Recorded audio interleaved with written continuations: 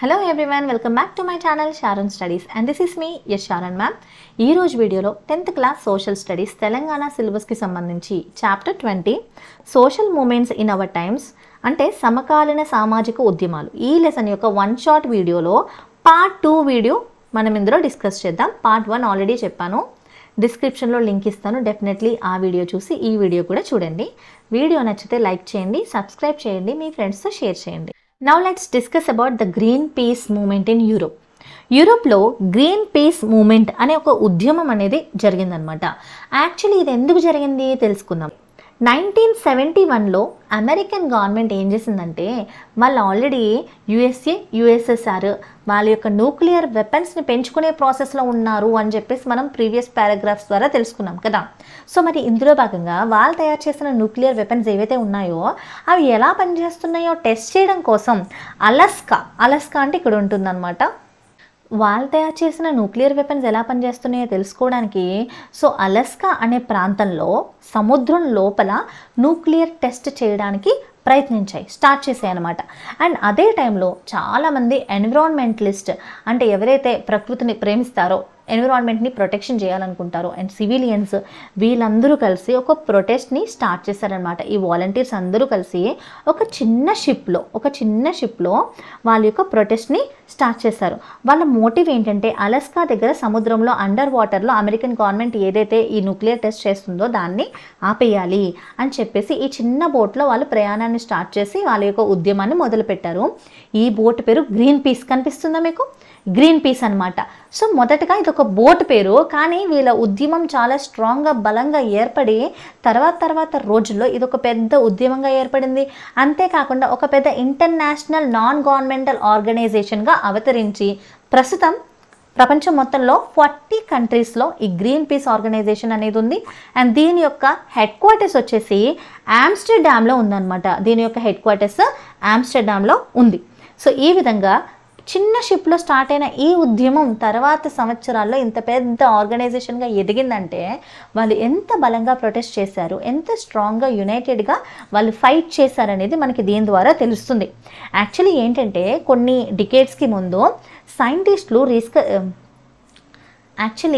ఇక్కడ విషయం ఏంటంటే కొన్ని డికేడ్స్కి ముందు సైంటిస్టులు రీసెర్చ్ చేసి ఒక విషయాన్ని కనుగొన్నారు. అదేంటంటే ప్రపంచంలో పొల్యూషన్ పెరిగిపోతూ ఉంది. అది రకరకాల పొల్యూషన్ అని చెప్పుకోవచ్చు.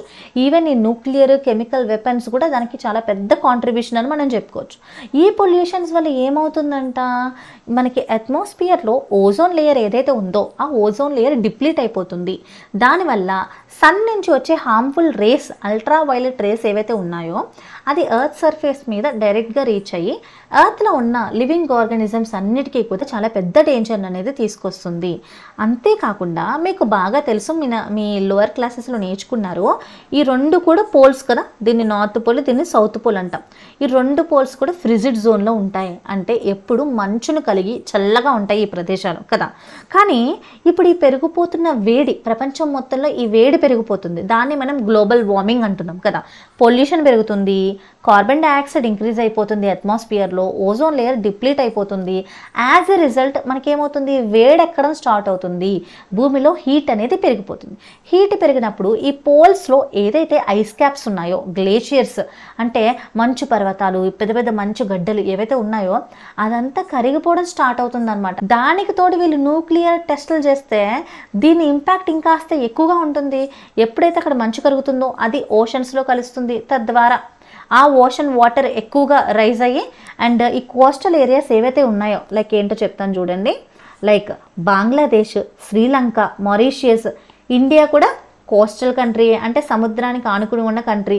మరి సముద్రంలో నీరు ఎక్కువైతే ఏమవుతుంది, ఈ కంట్రీస్ అన్నీ కూడా సముద్రంలో కలిసిపోయే అవకాశాలు ఎక్కువ. ఏ కంట్రీస్? ఇండియా, శ్రీలంక, బంగ్లాదేశ్, ఇంకా చూడండి ఆఫ్రికన్ కంట్రీస్ లాంటి మారిషియస్ అండ్ ఇండోనేషియా, ఇవన్నీ కూడా చాలా భారీ ఎత్తున ప్రమాదంలో ఉన్నాయి అని చెప్పేసి సైంటిస్టులు రీసెర్చ్ చేసి చెప్పారనమాట. అంతేకాకుండా దీనివల్ల ఎకో సిస్టమ్ అంతా డిస్టర్బ్ అవుతుంది. రకరకాల గ్లోబల్ చేంజెస్, క్లైమేట్ చేంజెస్ అనేవి జరుగుతూ ఉంటాయి. లైక్ ఎక్సెసివ్, చాలా ఎక్కువ రెయిన్స్ పడవచ్చు, లేదా అసలు రెయిన్సే పడకపోవచ్చు, డ్రాట్ సిచ్యువేషన్ కూడా రావచ్చు. అండ్ అంతేకాకుండా ఈ ఏరియాస్లో ఉండే ప్రజలు కూడా చాలా భయభ్రాంతులకు గురై ఉన్నారు.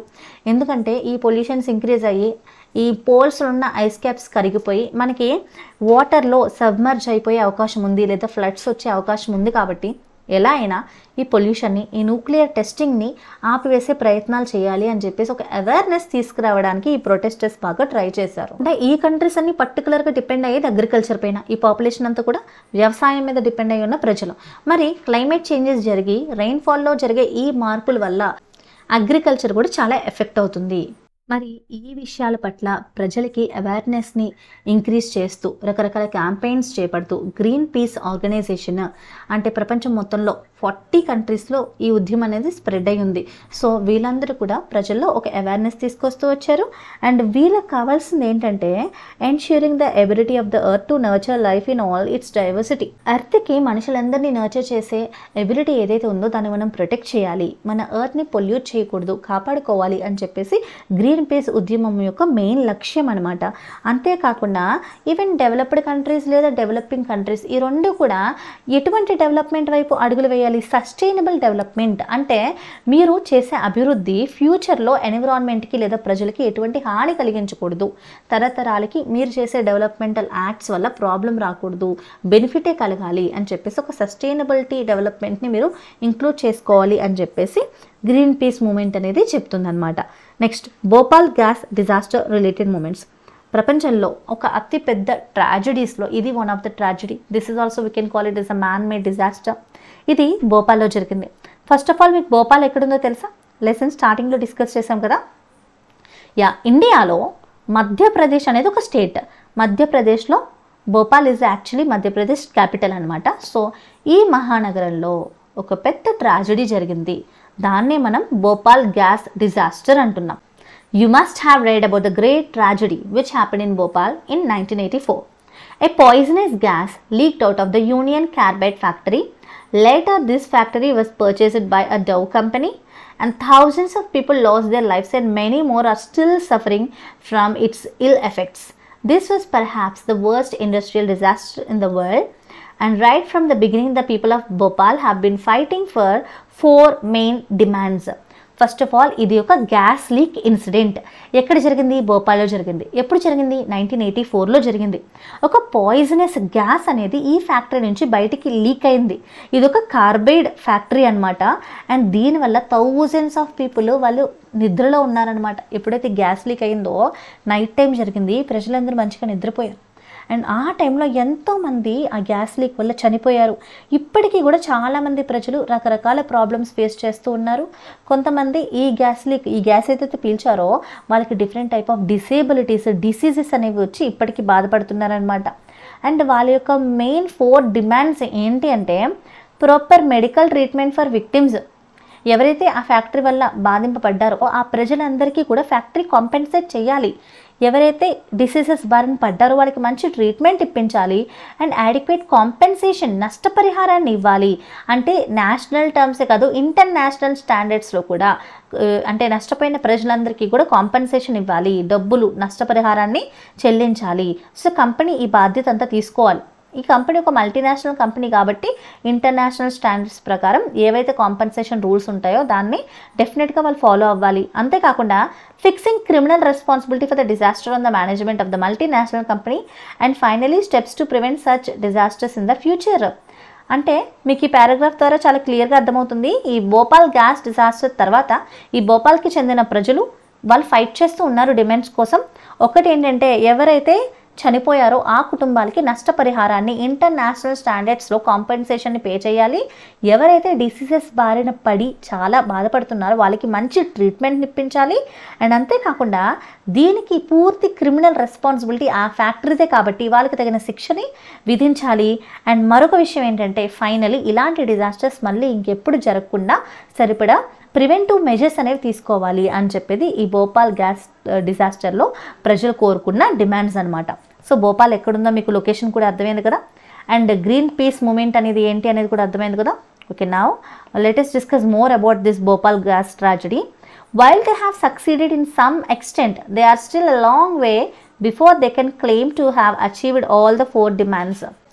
While they have succeeded to some extent, they are still a long way before they can claim to have achieved all the major demands. అంటే కొంతవరకు వాళ్ళు సక్సీడ్ అయ్యారు కానీ వాళ్ళ యొక్క మేజర్ డిమాండ్స్ ఇంకా ఫుల్ఫిల్ అవ్వలేదన్నమాట. దాన్ని ఫుల్ఫిల్ చేసుకునే భాగంలోనే ఇంకా వాళ్ళు పోరాడుతున్నారు. While enormous sums have been spent on setting up medical facilities in Bhopal, the victims are still suffering from its effects. అంటే భోపాల్ ప్రజలందరూ కూడా వాళ్ళు ఫేస్ చేసిన ఈ పెద్ద డిజాస్టర్లో భాగంగా కొంతవరకు వాళ్ళ యొక్క డిమాండ్స్ని సక్సీడ్ అయ్యారు కానీ ఇంకా చాలా వరకు వాళ్ళు క్లెయిమ్ చేసుకోవాల్సి ఉందన్నమాట.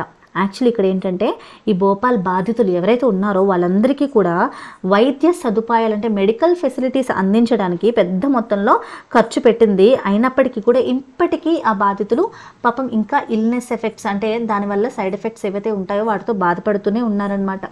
అంతేకాకుండా compensation has not been paid as per international standards. International rules ప్రకారం వాళ్ళకి నష్టపరిహారాన్ని పే చేయలేదు, అది కూడా ప్రాపర్గా వాళ్ళకి పే చేయలేదు అనమాట. యాక్చువల్లీ గవర్నమెంట్ ఏం చేయాలి, ఈ కార్బైడ్ ఫ్యాక్టరీ మీద ఫుల్గా విచారించి ఎంక్వైరీ చేసి సో వాళ్ళు చేసిన తప్పుకి చాలా పెద్ద శిక్షణ అనేది విధించాలి. కానీ అది కూడా జరగలేదు. ప్రభుత్వం ఆ కంపెనీకి ఎటువంటి శిక్షణ వేయలేదు అండ్ ప్రజలకు ఎటువంటి కాంపెన్సేషన్ పూర్తిగా దొరకనే లేదు. మెడికల్ ఫెసిలిటీస్ కూడా ఒక ఫుల్ ఫ్లెడ్జ్డ్గా జరగలేదన్నమాట. అంటే ఎన్నో పోరాటాల తర్వాత ఇండిపెండెన్స్ వచ్చిన తర్వాత ఇన్ని ఏళ్ళు డెమోక్రసీలో నడిచిన తర్వాత కొన్ని సక్సెస్ఫుల్ టర్మ్స్ చూస్తున్నప్పటికీ ఇంకా మన దేశంలో కొన్ని స్ట్రాంగ్ చట్టాలు అనేవి చేయబడాలి. ఎందుకంటే మరి ఇలాంటి డిజాస్టర్స్ జరిగినప్పుడు ప్రజలకి పూర్తిగా న్యాయం చేకూర్చాల్సిన బాధ్యత ఒక గవర్నమెంట్కి ఉంటుంది. ఈ కాంటెక్స్ట్లో అలాంటి జస్టిస్ అయితే జరగలేదు అని మనకి తెలుస్తుంది. గవర్నమెంట్ కూడా it fail to prosecute and punish the management of the company. ఇది ఒక పెద్ద నెగ్లిజెన్స్ అని చెప్పుకోవచ్చు. ఇలాంటి ఇన్సిడెంట్స్ మళ్ళీ జరగకుండా ప్రాపర్ ప్రివెంటివ్ మెజర్స్ ఇంకా చట్టాలు చేయాల్సిన బాధ్యత గవర్నమెంట్కి డెఫినెట్లీ ఉంటుంది. బట్ అవేమీ కూడా జరగలేదు. మరొక విషయం ఏంటంటే ఈ యూనియన్ కార్బైడ్ ఫ్యాక్టరీ ఏదైతే ఉందో అది ఒక యుఎస్ బేస్డ్ ఫ్యాక్టరీ, అమెరికాకి చెందిన ఫ్యాక్టరీ కావడంతో ఎంత ప్రొటెస్టులు చేసినా సరే పూర్తిగా ఆ కంపెనీకి రీచ్ అవ్వలేకపోయారు ప్రజలు. అందువల్ల ఇంటర్నేషనల్ లాస్ అనేవి యూజ్ చేయాల్సి వచ్చింది ప్రజలు దీనికోసం ఫైట్ చేయడం కోసం. సో ఈ విషయంలో who are affected by the pollution created by the company, ఈ కంపెనీ వల్ల చాలామంది వర్కర్స్ ఉమెన్ చాలా భారీ ప్రాబ్లమ్స్ అనేది ఫేస్ చేయాల్సి వచ్చింది. And many people across the globe అంటే ప్రపంచం మొత్తంలో చాలామంది ప్రజలు సో ఈ కంపెనీ తయారు చేసే ప్రోడక్ట్స్ని వాడడం మానేసిందనమాట, బాయ్కాట్ చేసింది. సో అంతేకాకుండా ఈ డవ్ కంపెనీ ఏదైతే ఉంటుందో ఇది ఒలింపిక్స్ లండన్లో జరిగిన ఒలింపిక్స్కి డవ్ కంపెనీ స్పాన్సర్ చేసినప్పుడు దాన్ని వ్యతిరేకిస్తూ ప్రపంచం మొత్తం కూడా చాలామంది ప్రజలు నిరసన చేశారనమాట. అండ్ చాలామంది పిటిషన్ మీద సైన్ చేసి ఆ కంపెనీకి వ్యతిరేకంగా నిరసన చేస్తూ ఆ కంపెనీ ప్రోడక్ట్స్ని కూడా బాయ్కాట్ చేస్తూ వచ్చారు. Multiple organizations from around the world pointed at the unethical alliance of Olympic body with Dow. Dove కంపెనీతో చేసుకున్న ఈ అన్ఎథికల్ అంటే ఒలింపిక్ బాడీ డవ్ కంపెనీతో చేసుకున్న ఈ అగ్రిమెంట్ ఈ అలయన్స్కి సంబంధించి చాలామంది ప్రజలు వాళ్ళ యొక్క నిరాశని వ్యక్తం చేశారనమాట. సో ఈ విధంగా ప్రజలు ఇప్పటికీ దీని గురించి పోరాడుతూనే ఉన్నారని చెప్పుకోవచ్చు. ఇందులో ఈ ఫోటో ద్వారా భోపాల్ గ్యాస్ ట్రాజడీని కమోమరేట్ చేస్తున్న ఫోటో మనం చూడొచ్చు. This is about Bhopal gas tragedy.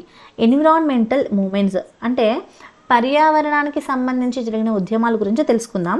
Environmental movement started in our country to in the 1970 on a grassroots movement for the protection of natural forest. One such movement was the Chipko movement which you studied about in the 11th chapter. మీకు గుర్తున్న 11th చాప్టర్లో discuss చేసాము. అంటే పర్యావరణానికి సంబంధించి మన కంట్రీలో కూడా ఎన్నో ఉద్యమాలు జరిగాయి. అందులో చాలా ఇంపార్టెంట్ చిప్కో మూమెంట్. చిప్కో ఉద్యమంలో భాగంగా ప్రజలు చెట్లను నరికివేయద్దని చెప్పేసి చెట్లను హగ్ చేసుకుని ఉంటారు కదా. చాలామంది ప్రజలు వేల కొద్ది ప్రజలు చెట్లన్నింటినీ హగ్ చేసుకుని ఉంచడం వల్ల సో వాటిని కట్ చేయలేక వాళ్ళు ఆపేస్తారనమాట. దాన్ని మనం చిప్కో మూమెంట్ అని మన ప్రీవియస్ లెసన్స్లో ఆల్రెడీ డిస్కస్ చేసాము. So movements against dams on Narmada river. ఇప్పుడు మనం వేరే టాపిక్ నేర్చుకుందాము, అదేంటంటే డ్యామ్స్ గురించి.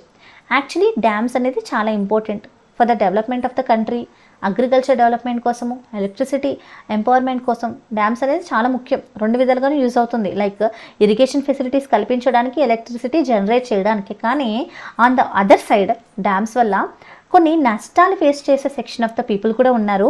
అండ్ నర్మదా రివర్ పైన కడుతున్న ఈ డ్యామ్కి వ్యతిరేకంగా జరిగిన మూమెంట్స్ గురించి మనం ఈ పారాగ్రాఫ్ ద్వారా తెలుసుకుందాం. First of all Narmada river ఎక్కడ ఉంటుందో తెలుసా? ఈ మ్యాప్లో నేను ప్రొవైడ్ చేసాను చూడండి. ఇక్కడ ఇండియాకి సెంటర్లో చూడండి, మనకి ఈస్ట్ నుండి వెస్ట్కి ఫ్లో అవుతున్న రివర్ అనమాట నర్మదా రివర్. ఈ నర్మదా రివర్ మీద కడుతున్న డ్యామ్కి వ్యతిరేకిస్తూ జనాలు ఎందుకు నిరసన చేశారు, ఏంటి వాళ్ళ యొక్క కాంటెక్స్ట్ అనేది ఇప్పుడు మనం తెలుసుకుందాం. 1950s నుంచి మనం చూసుకుంటే ఇది కూడా మనం ఇండిపెండెంట్ ఇండియా ఆలస్యంలో భాగంగా డ్యామ్ గురించి తెలుసుకున్నాం. బాక్రా డ్యామ్ అంటే ఇండిపెండెన్స్ వచ్చిన తర్వాత మొట్టమొదటిసారిగా మన ఇండియాలో కట్టిన డ్యామ్ గుర్తుందా? అంటే 1950 నుంచి కూడా మనం చూసుకుంటే కనుక మన ఇండియన్ హిస్టరీలో డ్యామ్స్ కన్స్ట్రక్షన్ అనేది ప్రజలు చాలా ఇంపార్టెంట్గా పరిగణిస్తూ వచ్చారు. ఈవెన్ పొలిటికల్ లీడర్స్, ప్రజలు కూడా దాన్ని ఆదరిస్తూ వచ్చారు. ఎందుకంటే ఈ మల్టీపర్పస్ డ్యామ్స్ అనేది మన ఇండియా యొక్క డెవలప్మెంట్లో ఒక ఇంటిగ్రల్ పార్ట్ అనమాట. ఎందుకు అంటే some of these included large dams, Bhakra Nangal dam, Hirakud dam, Nagarjuna Sagar dam, ఇవన్నీ కూడా చాలా పెద్ద డ్యామ్స్ అనమాట. బిగినింగ్లో జనాలందరూ కూడా చాలా ఆశ్చర్యానికి గురయ్యారు, చాలా హ్యాపీ ఫీల్ అయ్యారు. ఈ డ్యామ్స్ యొక్క కన్స్ట్రక్షన్ వాళ్ళకి డెవలప్మెంట్గానే అనిపించింది అనమాట. ఎందుకంటే ఈ డ్యామ్స్ చాలా వాటర్ని స్టోర్ చేస్తాయి. అంతేకాకుండా the vast tracts it could irrigate, చాలా ఎకరాల భూమిని ఇరిగేట్ చేయడం కోసం వాటర్ సప్లై ఉంటుంది. అండ్ ఎలక్ట్రిసిటీని కూడా జనరేట్ చేస్తుంది, ఫ్లడ్స్ నివారిస్తుంది, డ్రాట్స్ని కంట్రోల్ చేస్తుంది అని చెప్పేసి జనాలందరూ చాలా హ్యాపీ ఫీల్ అయ్యారు. నేను చాలా ప్రోత్సహిస్తూ వచ్చారనమాట డ్యామ్స్ కన్స్ట్రక్షన్. ఎంతగా అంటే ప్రజలు కేవలం డ్యామ్స్ వల్ల జరిగే పాజిటివ్ పాయింట్స్నే చూస్తూ వచ్చారు తప్ప ఈ డ్యామ్ కన్స్ట్రక్షన్ ప్రాసెస్లో ఎంతోమంది ప్రజలు నివసిస్తున్న ప్రాంతాలన్నీ కూడా సబ్మర్జ్ అయిపోతున్నాయి, వాళ్ళు నిర్వాసితులు అవుతున్నారు, వాళ్ళ యొక్క ఇల్లులు లేకుండా పోతున్నాయి, అండ్ జంతువులు కూడా వాటి యొక్క ప్రాణాలని, వాటి యొక్క ఇల్లుని కోల్పోతున్నాయి అని చెప్పేసి ఎవ్వరూ కూడా క్వశ్చన్ చేయట్లేదు అనమాట. డ్యామ్స్ యొక్క పాజిటివ్ అవుట్కమ్స్ గురించి ఆలోచిస్తున్నారు తప్ప దానివల్ల జరిగే నెగిటివ్ ఇంపాక్ట్స్ గురించి ఏ ప్రజలు కూడా పట్టించుకోవట్లేదు. ఇక్కడ hydro electric projects in Narmada river basin, ఇక్కడ ఈ ఇన్ఫర్మేషన్ ఒకసారి మీరు చూడండి, మీకు అర్థమవుతుంది. This is Narmada river, this is Narmada Sagar dam, this is Sardar Sarovar dam. దీని గురించి ఇప్పుడు మనం డిస్కస్ చేస్తున్నాం. ఈ డ్యామ్ కన్స్ట్రక్షన్లో భాగంగా ఎక్కడైతే డ్యామ్ కడుతున్నారో ఆ ప్లేస్లో ఉన్న ఎన్నో చెట్లు, ఎన్నో పంట పొలాలు, ఎన్నో యానిమల్స్, చాలామంది గిరిజన ప్రజలు, ట్రైబల్ పీపుల్ యొక్క ఇల్లు, ఇవన్నీ కూడా నీటిలో మునిగిపోతున్నాయి, సబ్మర్జ్ అయిపోతున్నాయి. అంటే ప్రజలకి, జంతువులకి ఒక ఆధారం లేకుండా పోతుంది. గవర్నమెంట్ కూడా ఇక్కడ డ్యామ్ కడుతున్నాం కదా, మరి ఇక్కడ ట్రైబల్ పీపుల్ అందరూ ఉంటున్నారు కదా, మరి వాళ్ళని ఎక్కడికి ఎవాక్యుయేట్ చేయాలి అని చెప్పేసి ఒక ప్రాపర్ వే అనేది తీసుకురారనమాట. నైదర్ ఆ ప్రజలకి ఇంకొక ఇల్లు ఏర్పాటు చేయరు, లేదా వాళ్ళకి ఎటువంటి కాంపెన్సేషన్ ఇచ్చి ఫుల్ ఫ్లెడ్జ్డ్గా వాళ్ళ గురించి పట్టించుకోరనమాట. మరి దీనివల్ల వాళ్ళందరూ కూడా నష్టం అనేది ఫేస్ చేస్తున్నారు కదా. మరి ఈ ప్రాసెస్లో నష్టపోతున్న ప్రజలందరి గురించి ఎవరు పట్టించుకోవట్లేదు. సో ప్రభుత్వం ఎలా అనుకుంటుందంటే డ్యామ్స్ కన్స్ట్రక్ట్ చేయడానికి చాలా భారీ ఖర్చు అవుతుంది, దాంతో పోల్చి చూస్తే ఈ ప్రజలు నష్టపోయేది పెద్ద ఏమీ కాదని చెప్పేసి ప్రభుత్వం యొక్క థాట్స్ ఉంటాయని ప్రజలు భావించారు. అంతేకాకుండా మరి ఈ విధంగా ఈ డ్యామ్స్ కట్టాలంటే ఏదో 1-2 రోజుల్లో అయిపో కదా, ఎన్నో ఇయర్స్ టైం తీసుకుంటుంది. అండ్ ఈ టైంలో భాగంగా అంటే ప్రైజెస్ అనేవి, గూడ్స్ యొక్క ప్రైజెస్ పెరుగుతూ వస్తాయి, డ్యామ్ కన్స్ట్రక్షన్ యొక్క ప్రైస్ ఇంకా పెరిగిపోతుంది. అంతేకాకుండా ఇంజనీర్లు డ్యామ్ కన్స్ట్రక్ట్ చేసేటప్పుడు ఇంత వాటర్ స్టోర్ అవుతుందని చెప్తారు, కానీ ప్రాక్టికల్గా డ్యామ్ కన్స్ట్రక్ట్ అయిన తర్వాత దానికన్నా తక్కువ వాటర్నే స్టోర్ చేసుకుంటాయి.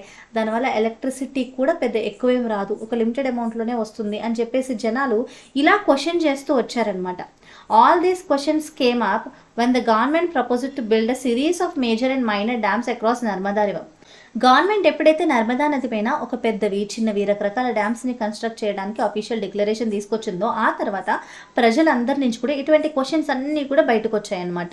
So people who stood to be displaced from the project demanded a fair compensation, not just to those who own land but all those who live with their. ఎవరైతే ప్రజలు అంటే ఇప్పుడు government ఎక్కడైతే డ్యామ్ కట్టాలనుకుంటుందో ఆ ప్రాంతంలో కొంతమంది tribal people, non tribal people నివసిస్తున్నారు కదా, వాళ్ళందరూ కూడా గవర్నమెంట్ నుంచి మరి మమ్మల్ని ఇక్కడి నుంచి ఇంకో చోటుకి వెళ్ళిపోమంటున్నారు కాబట్టి మాకంటూ ప్రాపర్ నష్టపరిహారాన్ని, కాంపెన్సేషన్ ఇవ్వండి. ఓన్లీ ఇల్లు ఉన్న వాళ్ళకి, ఓన్ ల్యాండ్ ప్రాపర్టీ ఉన్న వాళ్ళకే మీరు ఇస్తే మరి మేమేమైపోవాలి? మేము ఈ అడవుల మీద ఆధారపడే కదా బ్రతుకుతున్నాము, మరి మా గురించి కూడా పట్టించుకోవాల్సిన బాధ్యత డెఫినెట్లీ గవర్నమెంట్కి ఉంటుంది అని చెప్పేసి వీళ్ళు డిమాండ్ చేస్తూ వచ్చారనమాట. They also demanded proper rehabilitation with land in return for the land lost and also afforestation to compensate for the loss of forest under the dam. ఈ డ్యామ్ కన్స్ట్రక్షన్లో భాగంగా మా ఇల్లులన్నీ మేము కోల్పోతున్నాం కాబట్టి మరొక చోట మాకు ఇల్లులు కట్టివ్వండి, మాకు ల్యాండ్ ఇవ్వండి. అంతేకాకుండా చాలా ప్లాన్స్ అనేవి నీటిలో మునిగిపోతున్నాయి కాబట్టి మళ్ళీ ఎఫారెస్టేషన్ అనేది తీసుకురండి, చెట్లని నాటండి అని చెప్పేసి ప్రభుత్వానికి వీళ్ళు రిక్వెస్ట్ చేస్తున్నారు. Soon people realised 2 things. చాలా త్వరగా ప్రజలు రెండు విషయాల్ని రియలైజ్ అయ్యారు. that there was actually no adequate land available to compensate for the loss and that it was really not possible to rehabilitate all the displaced people properly. ఈ ప్రాసెస్లో ప్రజలు రెండు రకాల రియలైజేషన్కి వచ్చారనమాట. ఫస్ట్ రియలైజేషన్ ఏంటంటే, ఓకే, గవర్నమెంట్ మనకేదో ఒక falls promises చేస్తుంది, మనం చేసే ఈ ప్రొటెస్ట్లో భాగంగా సరే ఇస్తామని చెప్పినప్పటికీ వాళ్ళు గుర్తించిన విషయం ఏంటంటే ప్రజలందరికీ ఇవ్వడానికి సరిపడా ఏరియాని వాళ్ళు ప్లాన్ చేయలేదు. ఓకే, అంతేకాకుండా కాంపెన్సేషన్ కూడా వాళ్ళకి రాదు. దీనికి సెకండ్ రీజన్ ఏంటంటే, ఆ సెకండ్ రియలైజేషన్ ఏంటంటే అసలు వీళ్ళు చేసే డెవలప్మెంట్ అంటే వీళ్ళు చేసే డెవలప్మెంటల్ పద్ధతుల్లోనే ప్రాబ్లం ఉంది. ఇది ఒక సస్టైనబుల్ డెవలప్మెంటల్ కాదు. ఎందుకంటే అభివృద్ధి కార్యక్రమాలు ఎలా ఉండాలంటే ఫ్యూచర్లో ఈ డెవలప్మెంటల్ యాక్ట్స్ వల్ల అక్కడున్న ప్రజలకు కానీ అక్కడున్న యానిమల్స్, పర్యావరణం అంటే ఎన్విరాన్మెంట్కి కూడా ఎటువంటి నష్టం చేకూరకూడదు. అప్పుడే దాన్ని మనం ఒక సస్టైనబుల్ డెవలప్మెంట్ అని చెప్తామన్నమాట. ఎప్పుడైతే ఇలా ఇండస్ట్రీస్ని సెటప్ చేసి కమర్షియల్ ఫార్మ్స్ని సెటప్ చేసి ట్రైబల్ కమ్యూనిటీస్కి నష్టం కల్పించడం వల్ల ఇది ఒక అన్సస్టైనబుల్ యూజ్ అవుతుందే తప్ప దీనివల్ల ఇటువంటి స్కిల్ అనేది మనుషులకు రాదు. It only made unskilled manual worker out of the poor farmer and tribals without enhancing the quality of their lifes in anyway. అంటే ట్రైబల్స్ యొక్క లైఫ్ స్టైల్ని, వాళ్ళ యొక్క ఆర్థిక స్థితిని, ట్రైబల్స్ యొక్క ఫైనాన్షియల్ సిచ్యువేషన్ని ఎటువంటి విధంగానూ ఇంప్రూవ్ చేయదు. అండ్ అదే కాకుండా పూర్ ఫార్మర్స్కి కూడా దీనివల్ల ఎటువంటి ప్రయోజనం ఉండదు. ఇటువంటి ఇండస్ట్రీస్ వల్ల జస్ట్ అన్స్కిల్డ్ లేబర్ తయారవుతారే తప్ప క్వాలిటీ ఆఫ్ లైఫ్ అనేది పెరగదు అని చెప్పేసి ప్రజలు రియలైజ్ అయ్యారనమాట. సో ఈ విధంగా వాళ్ళు ఒక ఉద్యమం చేపట్టాలి, ఎలా అయినా ప్రభుత్వం దృష్టికి మన ప్రొటెస్ట్ తీసుకెళ్ళాలి, ఈ డ్యామ్ని కన్స్ట్రక్ట్ చేయడం అడ్డుకోవాలి, లేదా మనకి కావాల్సిన నష్టపరిహారాన్ని గవర్నమెంట్ పే చేయాలని చెప్పేసి వాళ్ళ యొక్క మూమెంట్ని అందుకున్నారు. అదేంటి, దాన్ని ఇక్కడ మనం నర్మదా బచావో ఆందోళన్ అంటున్నాం. NBA, Narmada Bachao Andolan. The leaders of the movement decided to oppose very construction of the dam. You read the letter by the Bava Mahalia. Chapter 11లో మీకు ఆల్రెడీ గుర్తుండే ఉంటుంది. చాప్టర్ 11లో మనం ఆల్రెడీ డిస్కస్ చేసాము. సస్టైనబుల్ డెవలప్మెంట్ లెసన్ గుర్తుంది కదా. అందులో బావా మహలియా అనే ట్రైబల్ లీడర్ గవర్నమెంట్కి ఒక లేఖ రాశాడు కదా. మీకు ఆ లెటర్ గుర్తుందా? అందులో ఏం రాశారు? మేము ట్రైబల్ పీపుల్ని, ఓకేనా, మేము అడవుల మీద ఆధారపడి బతుకుతాము, మేము అడవుల్ని మాకు కావాల్సినంత మాత్రమే యూజ్ చేసుకుని వాటిని మేము గాడ్ లాగా ట్రీట్ చేస్తుంటాం. మరి ఇప్పుడు మీరు డ్యామ్ కట్టడం వల్ల మా ప్రాంతాలన్నీ మునిగిపోతాయి. మీరు ఇక్కడ నుంచి మమ్మల్ని గుజరాత్ లాంటి వేరే ప్రాంతాలకు వెళ్ళమంటున్నారు, కానీ దానికోసం మీరు సరైన సదుపాయాలు, ఫెసిలిటీస్ ప్రొవైడ్ చేయలేదు. మాకు ఒక కన్ఫర్మ్డ్ కంపెన్సేషన్ని కూడా మీరు డిక్లేర్ చేయలేదు. మరి మేము ఏ విధంగా మా ప్రాంతాలను వదిలి వేరే ప్రాంతాలకు వెళ్తాము అని చెప్పేసి చాలా ఎమోషనల్గా వాళ్ళ యొక్క పరిస్థితుల్ని ఆ లెటర్లో ఆయన పేర్కొంటారనమాట. ఎవరైనా Bava Mahalia. Okay, so he was a part of Narmada Bachao Andolan that organised peoples movement in the Narmada valley against the dam. So ఈ ప్రకారంగా నర్మదా డ్యామ్కి వ్యతిరేకంగా ప్రజలు వారి యొక్క నిరసనని తెలపడం స్టార్ట్ చేస్తారు. ఈ పిక్చర్ కూడా చూడండి, protest in Narmada valley against the displacement. వాళ్ళని అక్కడి నుంచి వెళ్ళిపోమన్నారు కాబట్టి దానికి వ్యతిరేకంగా వాళ్ళు చేస్తున్న నిరసన. Initially the Sardar Sarovar project was expected to be built with money borrowed from the World Bank. మొదట్లో వరల్డ్ బ్యాంక్ నుంచి అప్పు తీసుకుని సర్దార్ సరోవర్ డ్యామ్ని కట్టాలన్న డెసిషన్ గవర్నమెంట్ తీసుకుంది. After intense protest, mobilisation, march, hunger fast and an international campaign, World Bank decided to withdraw its funding. ఎప్పుడైతే నర్మదా బచావో ఆందోళన అని చెప్పేసి ప్రజలందరూ, ట్రైబల్ పీపుల్ పెద్ద ఎత్తున నిరసన చేపట్టారో వరల్డ్ బ్యాంక్ కూడా సో ఈ డ్యామ్ కన్స్ట్రక్ట్ చేయడానికి ఆ కంపెనీకి ఫండింగ్ చేయడం ఆపేసిందనమాట. ఎప్పుడైతే ప్రొటెస్టర్స్ అందరూ చాలా భారీ ఎత్తున మార్చ్ చేస్తూ, హంగర్ ఫాస్ట్ నిరాహార దీక్ష చేస్తూ చాలా పెద్ద ఎత్తున ఇంటర్నేషనల్ లెవెల్లో కూడా క్యాంపెయినింగ్ చేస్తున్నారో దాన్ని చూసిన తర్వాత వరల్డ్ బ్యాంక్ కూడా ఈ పర్టికులర్ కన్స్ట్రక్షన్ కోసం ఏదైతే ఫండింగ్ ఇస్తానందో దాన్ని క్యాన్సిల్ చేసి ఇవ్వనని చెప్పారనమాట. So this is what happened. దీని ద్వారా మనకేం అర్థమవుతుంది, యాక్చువల్లీ ప్రజలందరూ కలిసికట్టుగా ఉండి చేసే ప్రొటెస్ట్ డెఫినెట్గా రిజల్ట్ని తీసుకొస్తుంది, ఒక పాజిటివ్ రిజల్ట్ని తీసుకొస్తుంది. ఇక్కడ చూడండి, though it failed in its attempt at stopping the building of Sardar Sarovar dam, the NBA movement succeeded in forcing every one to think about the nature of the development. అంటే యాక్చువల్లీ సర్దార్ సరోవర్ డ్యామ్ అనేది కట్టారనమాట. అంటే వీళ్ళు చేసిన ప్రొటెస్టులకి dam కట్టడం అయితే ఆపలేదు. నెమ్మదిగా వాళ్ళకి ఏదో ఒక రీజన్ చెప్తూ లాస్ట్కి డ్యామ్ బిల్డ్ చేశారు. కానీ ఈ మూమెంట్ వల్ల మనం తెలుసుకోవాల్సింది ఏంటంటే కంప్లీట్ సక్సెస్ పొందినప్పటికీ కూడా ప్రజల్లో ఒక థింకింగ్ అనేది తీసుకొచ్చారనమాట. డెవలప్మెంట్ ఇలా జరగకూడదు, సస్టైనబుల్గా జరగాలి, అప్పుడే ప్రజలకి మంచి జరుగుతుంది అనే ఒక థాట్ని తీసుకొచ్చారు. Whether it was in the interest of poor or the rich and the powerful. అంటే ఇది పూర్ పీపుల్ కానివ్వండి, రిచ్ పీపుల్ కానివ్వండి, డెవలప్మెంట్ అనేది ఎప్పుడు కూడా సస్టైనబుల్ విధానంలో జరగాలి అని చెప్పి ఒక థాట్ ప్రొవోకింగ్ మూమెంట్ తీసుకొచ్చారని మనం అర్థం చేసుకోవచ్చు. It succeeded in forcing everyone to rethink about the utility of large construction projects that interfered with nature on such a large scale. It forced government to consider giving adequate and respectable compensation for such development-induced displacement of people. అంటే మనం ఈ protest వల్ల ఏం అర్థం చేసుకోవచ్చు అంటే వాళ్ళు కంప్లీట్గా సక్సెస్ని పొందుకోలేనప్పటికీ గవర్నమెంట్కి ఇంకా ప్రజల్లో ఒక థింకింగ్ ప్రొవోక్ చేశారనమాట. డెవలప్మెంట్ అనేది సస్టైనబుల్ వేలో జరగాలి. ఎప్పుడైతే మీరు ప్రజలందరినీ వేరే ప్రాంతానికి డిస్ప్లేస్ అవ్వమంటున్నారో మరి ఆ ప్రజలకి కావాల్సిన నష్టపరిహారాన్ని మీరు చెల్లించాల్సి ఉంటుంది. లేదంటే ప్రజలు డెఫినెట్లీ దాన్ని వదిలేయరు, దాన్ని నిరసిస్తారు, ప్రొటెస్ట్ చేస్తారు అని ప్రపంచానికి ఒక ఇన్స్పిరేషన్గా నిలిచిందనమాట ఈ movement. NBA movement combines itself many stands like movement of indigenous people, movement against neo liberal policies, struggle of farmers to hold on their land as attempts are being made to take them over for dam, urbanisation, industry, mine and forest. ఈ Narmada Bachao Andolan NBA movement ఏదైతే ఉందో ఈ moment అనేది కేవలం ఈ dam యొక్క కన్స్ట్రక్షన్ని ఆపడం కోసమే కాదు, ఎన్నో ఇతర ఆస్పెక్ట్స్ అన్నిటినీ కూడా ఈ మూమెంట్లో భాగంగా ముందుకు తీసుకొచ్చింది. అందులో కొన్ని ఏంటంటే యాక్చువల్లీ ఎక్కడైతే ప్రజలు నిర్వాసితులుగా ఉంటున్నారో ఆ ప్లేసెస్లో మీరు డ్యామ్స్ని కన్స్ట్రక్షన్ చేస్తున్నప్పుడు వాళ్ళని డిస్ప్లేస్మెంట్ చేయడంలో మీరు ప్రొటెక్టివ్ మెజర్స్ అనేవి తీసుకోవాలి. అదేవిధంగా indigenous people, native tribal people యొక్క హక్కుల్ని కాపాడడం కోసం మాట్లాడారు. నియో లిబరల్ పాలసీస్కి వ్యతిరేకంగా మూమెంట్ చేశారు. అంతేకాకుండా ఫార్మర్స్కి సంబంధించిన స్ట్రగుల్స్ని నిరసిస్తూ కూడా వీళ్ళందరూ కూడా ఉద్యమం చేశారు. లైక్ ఎలాంటివంటే వాళ్ళ యొక్క ల్యాండ్స్ని డ్యామ్స్ని కన్స్ట్రక్ట్ చేయడం కోసం తీసుకుంటున్నారు, మరి ఇది కూడా వన్ ఆఫ్ ద ఎక్స్ప్లాయిటేటివ్ యాక్టే కదా అని చెప్పేసి ఇవన్నీ కూడా వాళ్ళ ఉద్యమంలో భాగంగా ముందుకు తీసుకొచ్చారనమాట. అంతేకాదు ఫారెస్ట్ ఏరియాస్లో మైనింగ్ చేయడము, ఇండస్ట్రీస్ కట్టడము, అర్బనైజేషన్ చేయడము, ఇవంతా కూడా ట్రైబల్ పీపుల్ అంటే ఈ ఇండిజినస్ పీపుల్ యొక్క రైట్స్ని డిస్ట్రాయ్ చేసినట్టే అవుతుంది అని చెప్పేసి పేర్కొన్నారనమాట. ఇక్కడ స్టేట్ ఆఫ్ ఇండియాస్ ఎన్విరాన్మెంట్ అని ఒకటి ఉంది చూడండి. Centre for science and environment was founded by Anil Agarwal in 1980. Actually 1980లో ఒక ఎన్విరాన్మెంట్కి సంబంధించి సెంటర్ ఫర్ సైన్స్ అనే ఆర్గనైజేషన్ ఫామ్ అయింది. ఎవరు ఫామ్ చేశారు? అనిల్ అగర్వాల్. సో ఎందుకు అంటే to study environmental and developmental issues in India and build awareness about these problems. It began with the publication of its famous series Citizens Report of State of India's Environment in 1982. ఈ విధంగా వీళ్ళు ఏం చేశారంటే ప్రజల్లో గవర్నమెంట్లో ఒక awareness తీసుకురావాలనుకున్నారు. ఆ విధానంలో 1982లో ఒక రిపోర్ట్ అయితే ఇచ్చారనమాట. These reports have become authoritative references on various environmental issues facing the country today. ఈ వెబ్సైట్లో చూసి మీరు దీని గురించి ఇంకా విషయాలు అయితే తెలుసుకోవచ్చు. సైలెంట్ వ్యాలీ మూమెంట్ అంటే ఏంటో తెలుసుకుందాము. మీకు ఇప్పుడు ఎన్బిఏ మూమెంట్ అంటే ఏంటో అర్థమైంది కదా, నర్మదా బచావో ఆందోళన్ అంటే ఏంటో.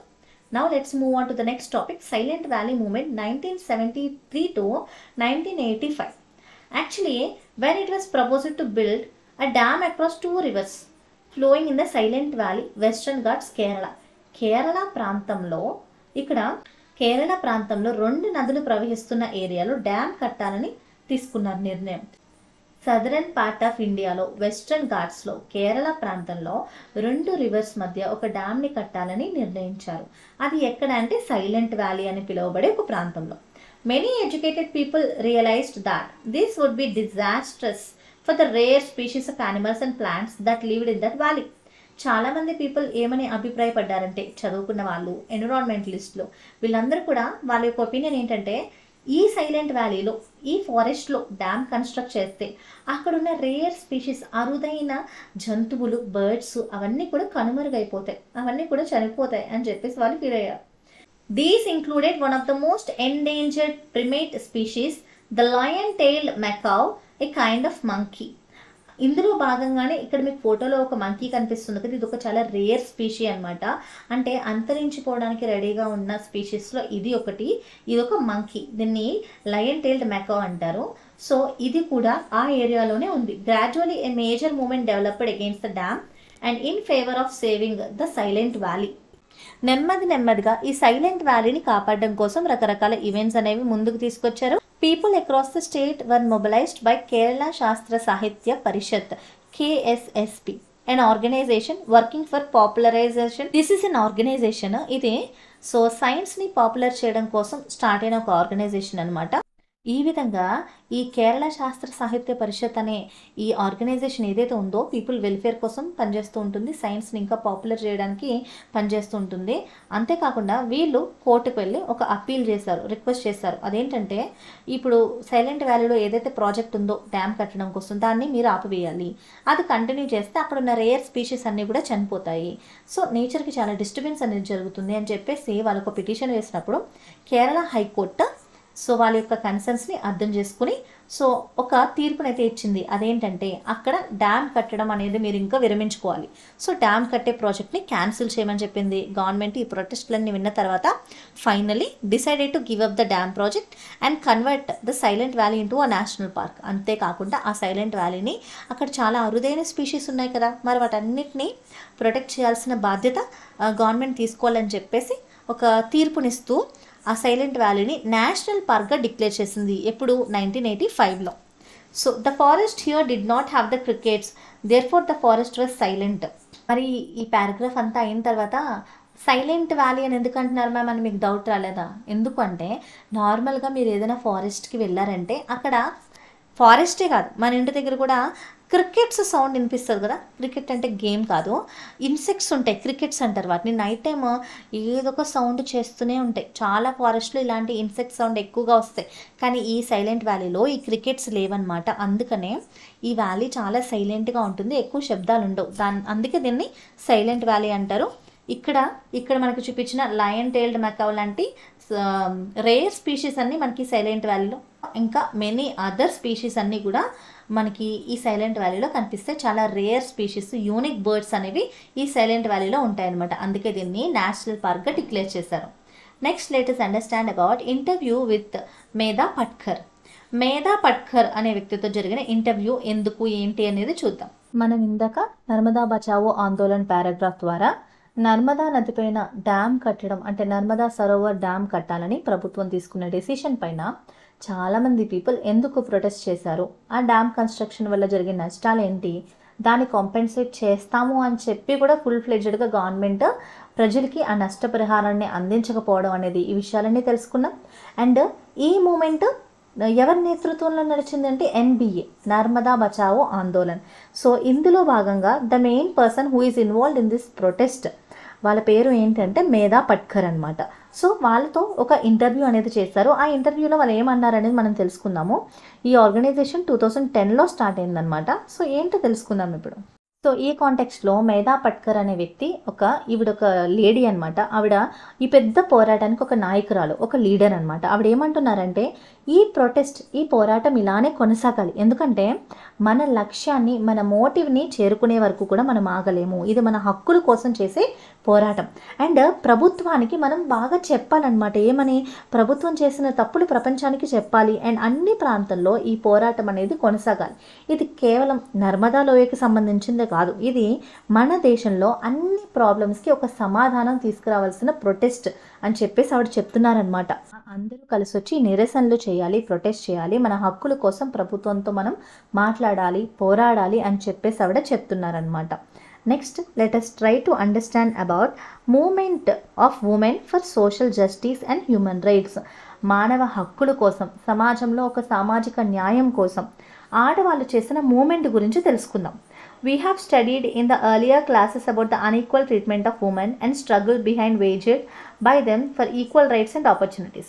Personal safety and justice అంటే మనం మీ లోవర్ క్లాసెస్లోనూ మీ ఎర్లియర్ లెసన్స్లోనూ ఈ జెండర్ ఇన్ఈక్వాలిటీ గురించి తెలుసుకున్నారు, ఉమెన్ ఫేస్ చేసే ప్రాబ్లమ్స్ గురించి తెలుసుకున్నారు. లేక పర్సనల్ లైఫ్లో కానివ్వండి, సొసైటీలో కానివ్వండి, ఎకనామికల్గా కానివ్వండి. సో వాళ్ళకి ఈక్వల్ రైట్స్ అండ్ ఆపర్చునిటీస్ లేకపోవడం వల్ల వాళ్ళకు సేఫ్గా జస్టిస్ వాళ్ళకి అందుతుంది అన్న భావన లేకుండా ఉన్నారనమాట. Women have been at a forefront of many important social movements in the recent past. Here we will take up two specific examples to understand this better. The anti-Iraq movement of Andhra Pradesh and the movement of Manipuri women against the special powers of the armed forces which has been misused against the people of north eastern state. ఇది చాలా ఇన్స్పిరేషన్గా ఉంటుందన్నమాట ఈ paragraph. Normally ఒక opinion ఉంటుంది, ఆడవాళ్ళు ఎక్కువగా ప్రొటెస్ట్లో రారు, లేదంటే వాళ్ళ యొక్క వంటగదికి మాత్రమే పరిమితమై ఉంటారు, లేదా వాళ్ళకి అంతగా ఎక్స్పోజర్ ఉండక్కర్లేదు అని చెప్పేసి. మనం ఈ పారాగ్రాఫ్ ద్వారా నెక్స్ట్ టాపిక్స్ ద్వారా మనం ఉమెన్ కూడా మూమెంట్స్లో ఎలా పాల్గొన్నారు, వాళ్ళు కేవలం ఇంటికి మాత్రమే పరిమితం అవ్వాలని అనుకోలేదు, సొసైటీలో ఒక చేంజ్ తీసుకురావడం కోసం, పర్సనల్గా వాళ్ళకి ఈక్వల్ రైట్స్ రావడం కోసం పోరాటం చేశారు. అంతేకాకుండా సొసైటీలో జరిగే ఒక బ్యాడ్ ఈవిల్ థింగ్స్కి కూడా వాళ్ళు నిరసిస్తూ పోరాటాలు చేశారు. దీన్ని అర్థం చేసుకోవడం కోసం మనకి ఈ పారాగ్రాఫ్లో 2 ఎగ్జాంపుల్స్ ఇచ్చారు. సో ఇప్పుడు ఈ పారాగ్రాఫ్ ద్వారా ఆడవాళ్ళు ఏకమైతే, ఇదొక స్టోరీ కాదు, ఇది ఆడవాళ్ళ యొక్క అచీవ్మెంట్ అనమాట. ఈ పారాగ్రాఫ్ ద్వారా ఆడవాళ్ళందరూ కలిసి వాళ్ళు చేసిన పోరాటం గురించి మనం తెలుసుకుంటాం. దూబగుంట అనే ఒక గ్రామంలో ఉమెన్ అందరూ కూడా నైట్ టైం, రాత్రి పాఠశాలలు అనేవి ఉంటాయన్నమాట. ఈవినింగ్ స్కూల్స్ అంటారు. మార్నింగ్ ఎవరైతే అందరిలాగా స్కూల్స్కి వెళ్ళి చదువుకోలేరో, లేదంటే ఈవెన్ పెద్దవాళ్ళకు కూడా చదువు నేర్పడం కోసం ఈవినింగ్ స్కూల్స్ అనేవి కండక్ట్ చేసేవారు అనమాట. ఈ ఈవినింగ్ స్కూల్స్లో చదువుకుని వాళ్ళు వాళ్ళ గ్రామాన్ని మార్చేశారు. ఎలా మార్చారు చూద్దాం. ఇక్కడ సమస్య ఏంటంటే ఆల్కహాల్ అనమాట. ఇక్కడ యాంటీ అరాక్ మూమెంట్ అంటున్నాం కదా, అరాక్ అంటే ఆల్కహాల్. ఆల్కహాల్కి సంబంధించి ఏం ప్రాబ్లమ్స్ వీళ్ళు ఫేస్ చేశారు, దానికి సంబంధించి ఎటువంటి మూమెంట్ వీళ్ళు చేశారనేది ఇప్పుడు చూద్దాం. ఈ పారాగ్రాఫ్ ద్వారా సో ఈ దూబగుంట విలేజ్కి చెందిన ఉమెన్ వాళ్ళ యొక్క ఒపీనియన్స్ ఏంటనేది తెలుసుకుందాము. వాళ్ళు ఏమంటున్నారంటే, వాళ్ళు చాలా కష్టపడి పనిచేసుకుని ఇంటికి వస్తారు, కానీ వాళ్ళ మెన్ అంటే వాళ్ళ ఇంట్లో వాళ్ళ హస్బెండ్స్ ఎవరైతే ఉంటారో ప్రతిరోజు తాగొచ్చి, ఇక్కడ అరాక్ అంటే ఆల్కహాల్, మద్యం అనమాట. ప్రతిరోజు వాళ్ళు తాగి ఇంటికి వచ్చి మమ్మల్ని ఇంకా డబ్బుల కోసం వేధించడము, కొట్టడము, మా ఇంట్లో పిల్లల్ని కూడా కొట్టడము, అంతేకాకుండా ఇంట్లో వాళ్ళ యొక్క ఆల్కహాల్ కోసం సరిగ్గా పనులకు వెళ్లకుండా ఎప్పుడు మందు తాగుతూ ఉండి అండ్ ఆల్కహాల్ కొనడం కోసం ఇంట్లో ఉన్న రైస్, గీ, వస్తువులు వీటన్నిటిని అమ్ముకుంటూ ఉన్నారు. దీనివల్ల మా లైఫ్ అనేది చాలా కష్టమైపోయింది. సో దీన్ని సాల్వ్ చేసుకోవడానికి మేము చాలా ప్రయత్నాలు చేసాం. ఈవెన్ సర్పంచ్ దగ్గరికి వెళ్ళి ఆ మద్యం షాపు మూసేయండి, ఆ ఆల్కహాల్ షాపు క్లోజ్ చేయండి అని కూడా చెప్పాం, కానీ మేము సక్సీడ్ అవ్వలేదు అని చెప్తున్నారు. So next day hundreds of us marched out of the village. ఎందుకంటే ఇది చాలా సీరియస్ ప్రాబ్లం కదా, చిన్న ప్రాబ్లం కాదు. ప్రతిరోజు వాళ్ళ లైఫ్ చాలా మిజరబుల్ అయిపోతుంది అనమాట. సో చాలా కాంప్లికేట్ అయిపోతుంది వాళ్ళ లైఫ్ సిచ్యువేషన్స్ అనేవి. అందుకే వాళ్ళ విలేజ్లో హండ్రెడ్స్ ఆఫ్ ఉమెన్స్ అంటే 100 కొద్ది ఆడవాళ్ళందరూ కలిసి, సో వాళ్ళందరూ మార్చ్ చేసుకుంటూ వాళ్ళు ఎక్కడికి వెళ్ళారు, we stopped A cart of toddy. So sarpanch దగ్గరికి వెళ్ళి చెప్పినా కూడా వాళ్ళు సక్సీడ్ అవ్వలేదు. కానీ ఎలా అయినా సరే మన గ్రామంలో ఈ అరాక్ అనేది కంప్లీట్గా స్టాప్ అయిపోవాలి, మద్యం ఆపేయాలి. మగవాళ్ళు ఇంకా మద్యానికి బానిస అయ్యి ఇంట్లో వాళ్ళని ఇబ్బంది పెట్టకూడదు. దీనికి ఎలా అయినా ఒక ఫుల్ స్టాప్ పెట్టాలి, మనమే ఒక సొల్యూషన్ తీసుకురావాలని చెప్పేసి ఈ దూబగుంట అనే విలేజ్లో ఉన్న ఆడవాళ్ళందరూ 100 కొద్ది ఉమెన్ అందరూ బయటకు వచ్చి నడుచుకుంటూ వెళ్ళి ఈ మందు షాపుల దగ్గరికి వెళ్ళి ఆ ఓనర్తో అతని దగ్గర ఉన్న లిక్కర్ అంతా పడేయమని చెప్పారు. అండ్ దానికి కావాల్సిన అంటే దానికి నష్టపరిహారంగా ఆ డబ్బులంతా మేము మీకు ఇస్తాం, మీరు మటుకు ఇక్కడ ఉన్న లిక్కర్ అంతా కూడా పాడేయండి, దీనివల్ల మా ఇంట్లో మగవాళ్ళందరూ చాలా ప్రాబ్లమ్ని ఫేస్ చేస్తున్నారు. We said all of us would contribute 1 rupee to compensate his loss. మీకు జరిగిన నష్టాన్ని మేమందరం కాంపెన్సేట్ చేస్తాం. He was terrified. From that day no toddy has entered our village. ఆ రోజు నుంచి ఏ వ్యక్తి కూడా ఆ విలేజ్లో మందు అమ్మడానికి సాహసించలేదంట. Then when a jeep carrying Arak arrived in village, we surrounded it and warned the owner that we would lodge a complaint with the magistrate. This sent a shiver down his spine and he closed his shop. Now we gained in confidence. We realized that this victory was possible only through education. This year, no one dared to participate in Arak auction. వాళ్ళు ఏమంటున్నారంటే, మేము మా విలేజ్లో ఉన్న ఒక మందు షాప్కి వెళ్ళి అతన్ని మందు మొత్తం బయట పాడేయమని చెప్పాము, దానికి బదులుగా అతనికి నష్టం జరగకుండా కాంపెన్సేట్ చేసాం, మేమందరం కూడా డబ్బులు వేసుకుని ఆయనకి మనీ ఇచ్చాము. కొద్ది రోజుల తర్వాత మళ్ళీ వేరే ఒక వెహికల్ వచ్చింది మా ఊర్లోకి, ఎందుకు మందు అమ్మడానికి. మేమందరం ఏం చేసామంటే ఆ వెహికల్ చుట్టూ చేరి అతన్ని బెదిరించాము, నువ్వు కనుక ఇంకొకసారి మా గ్రామంలో మా ఊర్లో ఈ మద్యం అమ్మడానికి, ఆల్కహాల్ అమ్మడానికి ప్రయత్నిస్తే మెజిస్ట్రేట్కి కంప్లైంట్ ఇస్తామని చెప్పగానే అతనికి వెన్నులో భయం పుట్టిందంట. చూడండి, shiver down to his spine అని ఉంది కదా, వెంటనే తన షాప్ని క్లోజ్ చేసేసాడు. సో ఈ ఉమెన్ ఏమంటున్నారంటే, ఈ విజయాన్ని మేము ఒక్కలమే అయితే సాధించే వాళ్ళం కాదు, అందరం కలిసికట్టుగా ఉండి అండ్ మేమందరం చదువుకున్నాం కాబట్టి సో ఈ ఎడ్యుకేషన్ ద్వారానే మేము ఈ మార్పుని తీసుకురాగలిగాము అని చెప్పేసి అంటున్నారు. ఆ ఇయర్ నుండి అప్పటి నుండి కూడా ఆ ఊర్లో ఈ ఎర్రాక్ ఆక్షన్ జరపడానికి ఎవ్వరు కూడా డేర్ చేయలేదు. అంటే ఎవ్వరు కూడా ఈ మందు షాప్ పెట్టడానికి ముందుకు రాలేదన్నమాట. This took place in 1992. ఇదంతా కూడా ఎప్పుడు జరిగింది? 1992లో జరిగింది. ఈ ఇన్సిడెంట్ తర్వాత ఈ న్యూస్ అంతా కూడా మిగిలిన ప్రాంతాలకు కూడా పాకిందనమాట, స్ప్రెడ్ అయింది. అక్కడ ఉమెన్ కూడా వాళ్ళ ఊర్లో కూడా ఇలాంటి ఎర్రాక్ మూమెంట్స్ అనేవి ముందుకు తీసుకొచ్చారు. ఇది మనం నెల్లూరులో జరిగిన ఇన్సిడెంట్ కూడా చూస్తున్నాము. సో యాక్చువల్లీ మిగతా విలేజెస్లో కూడా థౌజండ్స్ ఆఫ్ ఉమెన్ వాళ్ళు ఈ ఎర్రాక్ కాంట్రాక్ట్ని ఆపడం కోసం నెల్లూరు డిస్ట్రిక్ట్లో కలెక్టర్ దగ్గరికి వెళ్ళారనమాట. ఈ కలెక్టర్ ఈ ఆప్షన్ని 6 times పోస్ట్పోన్ చేశారు అండ్ ఆ తర్వాత ఈ ఆప్షన్ని క్యాన్సిల్ చేశారనమాట. ఆ ఏరియాస్లో మద్యం దుకాణాలు, ఆల్కహాల్ షాప్స్ పెట్టకుండా ఆయన స్ట్రిక్ట్ ప్రికాషన్స్ అనేవి తీసుకున్నారు. In other areas women lead marches against the liquor shop and picketed and tried to close down the shop. They tried to stop the sale of the alcohol by preventing stocking of shop and deterring the customers from purchasing liquor. అంతేకాదు ఇతర ప్రాంతాల్లో women కూడా ప్రతి షాప్ని close చేశారు. ఒక్క గ్రామంలో జరిగిన ఈ ఇన్సిడెంట్ చుట్టుపక్కల చాలా గ్రామాల్లో స్ప్రెడ్ అయ్యి ప్రతి ఊర్లో ఉమెన్ చాలా పెద్ద స్టాండ్ తీసుకున్నారు. నెల్లూరులో కలెక్టర్ దగ్గరకు వచ్చి వీళ్ళు చేసిన రిక్వెస్ట్ ద్వారా కలెక్టర్ 6 times పోస్ట్పోన్ చేసి అండ్ ఆ తర్వాత ఈవెన్చువల్లీ దాన్ని క్యాన్సిల్ కూడా చేసేసారు. అంతేకాదు చాలా అదర్ ఏరియాస్లో ఉమెన్ ఎప్పుడు కూడా లిక్కర్ షాప్స్ వైపు మార్చ్ చేసుకుంటూ వెళ్ళి నడుచుకుంటూ వెళ్ళి ఆ లిక్కర్ షాప్స్ని క్లోజ్ చేయించేవారు. ఎవరైతే షాప్ కీపర్స్ మేము ఎందుకు క్లోజ్ చేయాలి, మేము క్లోజ్ చేయమని చెప్తే సో వాళ్ళని బలవంతంగా ఆ షాప్లో ఉన్న లిక్కర్ అంతా కూడా కింద పారబోసేసి ఆ షాప్ కీపర్స్కి గుండు కొట్టి డాంకీ మీద ఊరేగించి చాలా హ్యూమిలేట్ చేసేవారు అనమాట. ఎందుకంటే మరి అంతే నష్టాన్ని వాళ్ళు ఫేస్ చేస్తున్నారు కదా ఆ ఆల్కహాల్ కన్సంప్షన్ వల్ల. అండ్ షాప్ కీపర్స్ని కాదు ఈవెన్ వాళ్ళ హస్బెండ్స్ని కూడా టెంపుల్స్లోకి తీసుకెళ్ళి వాళ్ళ చేత ప్రామిస్ చేయించేవారు అనమాట, ఇంకెప్పుడు ఆల్కహాల్ అనేది తీసుకోమని చెప్పి. ఈ విధంగా ఇలాంటి ఎన్నో మీటింగ్స్, ఎన్నో ప్రొటెస్ట్ జరిగిన తర్వాత ఫైనలీ 1993 అక్టోబర్లో ఈ ఎర్రాక్ని, ఈ లిక్కర్ను అఫీషియల్గా బ్యాన్ చేశారు. And total prohibition was imposed in 1995 and complete prohibition అనేది 1995లో జరిగింది.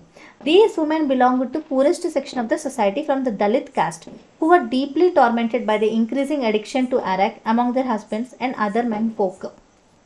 ఈ ఉమెన్ అందరూ కూడా మోస్ట్లీ లోవర్ క్యాస్ట్, దళిత్ క్యాస్ట్కి చెందిన ఉమెన్ అనమాట. సో వీళ్ళ యొక్క భర్తలు వాళ్ళందరూ కూడా చాలా కష్టపడి హార్డ్ వర్క్స్ అనేవి చేస్తూ ఉంటారు. ఈవెన్చువల్లీ వాళ్ళ కష్టాన్ని మర్చిపోవడానికి వాళ్ళు ఏం చేస్తారు, ఆల్కహాల్కి అడిక్ట్ అయిపోతూ ఉంటారు. ఈ మెన్ అంటే ఈ వ్యక్తులందరూ కూడా ఎప్పుడైతే ఓవర్గా ఆల్కహాల్కి ఎడిక్ట్ అవుతారో ఈవెన్చువల్లీ అది వాళ్ళ ఫ్యామిలీ డిస్ట్రక్షన్కి దారితీస్తుంది అనమాట. సో వాళ్ళ యొక్క ఫ్యామిలీస్ని ప్రొటెక్ట్ చేసుకోవడం కోసం ఇక్కడున్న ఉమెన్ ఇంత పెద్ద సాహసం చేశారు, ఇంత అడ్వెంచర్ చేశారనమాట. ఈ ఉమెన్ అందరూ కూడా ఈవినింగ్ స్కూల్స్, నైట్ స్కూల్స్కి వెళ్ళి చదువుకుని, అంటే వాళ్ళు ఏమనుకున్నారంటే మనం చదువుకుంటేనే ఇలాంటి సమస్యలకి పరిష్కారం తీసుకురావచ్చు. అండ్ ఎందుకంటే చాలామంది అరాక్ షాప్ కీపర్స్ ఎవరైతే ఉంటారో మద్యం అమ్మేవాళ్ళు, వాళ్ళకి చాలా ఫైనాన్షియల్ సపోర్ట్, పొలిటికల్ సపోర్ట్ కూడా ఉంటుంది. మరి వాళ్ళకి అగెన్స్ట్గా పోరాడాలంటే వీళ్ళకి లిటరసీ కూడా చాలా ఇంపార్టెంట్. అందుకే వీళ్ళు చదువుకొని కలిసికట్టుగా ఉండి వీళ్ళందరూ కూడా ఏకమయ్యి ఈ ప్రాబ్లమ్కి సొల్యూషన్ తీసుకొచ్చారు. అందుకే మనం ఈ పారాగ్రాఫ్ స్టార్టింగ్లో ఆడవాళ్ళు ఏకమైతే అనేసి చెప్పుకున్నాం అనమాట. దీని ద్వారా మనం అర్థం చేసుకోవచ్చు ఈవెన్ ఉమెన్ అయినా సరే బ్రేవ్గా బయటకు వచ్చి వాళ్ళు చదువుకుని అంటే సొసైటీలో జరిగే ఈ ప్రాబ్లమ్స్కి ప్రొటెస్టులు చేసి ఒక సొల్యూషన్ అనేది తీసుకురాగలరు అని చెప్పేసి మనకి ఈ ఇన్సిడెంట్ చెప్తుంది. ఇలాంటి ఇన్సిడెంటే ఇంకొకటి ఉంది, అదేంటో చూద్దాము. అని మీరు అనుకోవచ్చు మేడం ఇంత చేస్తున్నారు, కంప్లీట్గా బ్యాన్ అయింది అంటున్నారు అని చెప్పేసి, మరి ఇంకా ఉంటున్నాయి కదా సొసైటీలో అంటే యా ఆబ్వియస్లీ ఇది కంప్లీట్గా బ్యాన్ అవ్వలేదు. ఇంకా ఈ ఎరాక్ షాప్స్, ఈ మందు షాప్స్, ఈ ఆల్కహాల్ షాప్స్ అనేవి ఇంకా కంటిన్యూ అవుతూనే ఉన్నాయి. ఇలాంటి ప్రాబ్లమ్స్ ఇంకా ప్రజలు ఇలాంటి ప్రాబ్లమ్స్ చాలామంది ప్రజలు ఫేస్ చేస్తూనే ఉన్నారు. సో ఇంకా ఇలాంటి ఉద్యమాలకి సక్సెస్ అనేది రావాల్సి ఉంది. ఎందుకంటే కంప్లీట్గా సొసైటీ నుంచి ఈ ప్రాబ్లం అయితే పోలేదన్నమాట. ఎంత బ్యాన్ అయినా మళ్ళీ ఆ ప్రాబ్లం ఇంకా మనకి సొసైటీలో కనిపిస్తూనే ఉంది. అఫ్కోర్స్ చాలా ఎరాక్ షాప్స్ ఇంకా ఆల్కహాల్ని సేల్ చేస్తున్నారు, అది కంప్లీట్గా బ్యాన్ అవ్వలేదన్నమాట. ఇదే విధంగా ఇంకా ఇలాంటి మూమెంట్స్ అనేవి ముందు తీసుకొచ్చి ఈవెన్ గవర్నమెంట్ కూడా ఆల్కహాల్ని బ్యాన్ చేస్తే మేబీ ఇన్ ఫ్యూచర్ అయినా ఇలాంటి ప్రాబ్లమ్స్ తగ్గే అవకాశం ఉంటుందన్నమాట. Social mobilisation on human rights, మానవ హక్కుల కోసం ప్రజలు చేసిన పోరాటాలు చూద్దాం. ఇప్పుడు మనం మణిపూర్ స్టేట్కి చెందిన ఉమెన్ చేసిన మూమెంట్ గురించి తెలుసుకుందాం. సో నార్త్ ఈస్టర్న్ ఇండియాలో అప్పుడున్న లాస్ ప్రకారం కొంతమంది ఆర్మ్డ్ వెపన్స్ యూజ్ చేసే అధికారం ఉందన్నమాట చట్ట ప్రకారం. దానివల్ల వీళ్ళ సొసైటీలో ఆర్మ్డ్ పీస్ అనేది లేకుండా పోయింది, వైలెన్స్ ఎక్కువగా ఉండేది. మరి దీన్ని ఎదుర్కోవడానికి, దాన్ని సప్రెస్ చేయడానికి వీళ్ళు చేసిన ఉద్యమాలు ఏంటి అనేది చూద్దాం. సో ఇదంతా కూడా మీరు ఒకసారి స్టడీ చేసి వీటిని ఆన్సర్ చేయడానికి ట్రై చేయండి. Now historical context. So Manipur ఎక్కడుంది? ఇది మన ఇండియా అండ్ ఇది నార్త్ ఈస్టర్న్ స్టేట్స్ అంటారు, యాక్చువల్లీ 7 సిస్టర్ స్టేట్స్ అని కూడా అంటాం. ఇక్కడ ఇది మణిపూర్ కనిపిస్తుంది కదా, this is Manipur. Now you have to comment what is the capital of Manipur. ఎంతమంది కరెక్ట్గా కామెంట్ చేస్తారో చూస్తాను నేను. హిస్టారికల్ కాంటెక్స్ట్ అసలు ఏంటి అనేది చూద్దాం. ఏమైంది ఈ మణిపూర్లో ఒకప్పుడు? ఈ రీసెంట్గా జరిగిన ఇన్సిడెంట్ గురించి డిస్కస్ చేయట్లేదు. This is about our text book related issue. Manipur today is composed of two distinctive geographical terrain, the valley and the hills. Manipur అనేది 2 రకాలుగా విభజించబడింది. ఒకటి కొండ ప్రాంతాలు, ఇంకా లోయ ప్రాంతాలు, వ్యాలీస్ కూడా ఉన్నాయి. Before independence the valley was under princely rule.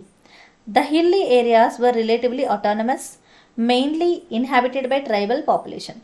Independence రాకముందు వ్యాలీ అంతా కూడా ప్రిన్స్లీ రూల్ అంటే ఒక రాజు యొక్క కంట్రోల్లో ఉండేది. The hill areas relatively autonomous అంటే కొండ ప్రాంతాలన్నీ కూడా సెల్ఫ్ గవర్నింగ్లో ఉండేవన్నమాట. అక్కడంతా ట్రైబల్ పీపుల్ ఎక్కువగా ఉండేవారు. ఇన్ 1891 మరి 1891లో ఏమైంది? The British established their control over the region. 1891లో బ్రిటిషర్స్ ఈ రీజియన్ పట్ల కంట్రోల్ తీసుకున్నారు. బట్ స్టిల్ ఆ కింగే రూల్ చేస్తూ వచ్చారు, but under the control of Britishers అనమాట. The kingdom of Manipur signed a merger agreement with India in 1949. మన ఇండియాకి 1947లో ఇండిపెండెన్స్ వచ్చిన తర్వాత మన ఇండియన్ గవర్నమెంట్ ఏం చేసింది? ప్రిన్స్లీ స్టేట్స్గా ఉన్న అన్ని కంట్రీస్తో సంప్రదింపులు జరిపి వాళ్ళని మన ఇండియన్ యూనియన్లోకి మర్జ్ అవ్వమని చెప్పి వాళ్ళని కన్సల్ట్ చేసింది కదా.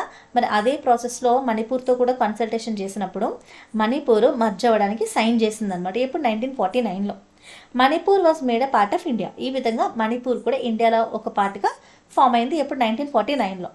This agreement was disputed by many tribe which argued that they have been autonomous and did not agree to be a part of India. కానీ చాలామంది ట్రైబల్ పీపుల్ ఏమైనా ఆర్గ్యూ చేశారంటే మేమెవ్వరం కూడా ఇండియాలో మిక్స్ అవ్వడానికి, యునైట్ అవ్వడానికి రెడీగా లేము అని చెప్పేసి చాలామంది ఆర్గ్యూ చేశారు. ఈ విధంగా మణిపూర్లో ఉన్న ట్రైబల్ పాపులేషన్ అందరూ కూడా ఇండియన్ యూనియన్లో మేము మర్జ్ అవ్వమని చెప్పేసి ప్రొటెస్ట్ చేస్తున్నారు. ఈ పీపుల్ని సప్రెస్ చేయడం కోసం ఇండియన్ గవర్నమెంట్ ఆర్మీని ఆ ప్రాంతంలోకి డిప్లాయ్ చేసింది అండ్ ఒక లాని కూడా ఇంపోజ్ చేసింది. ఆ లా ఏంటంటే అక్కడ ప్రజల్లో లా అండ్ ఆర్డర్ని మెయింటైన్ చేయడం కోసం AFSPA armed forces special powers act 1958లో చేసింది.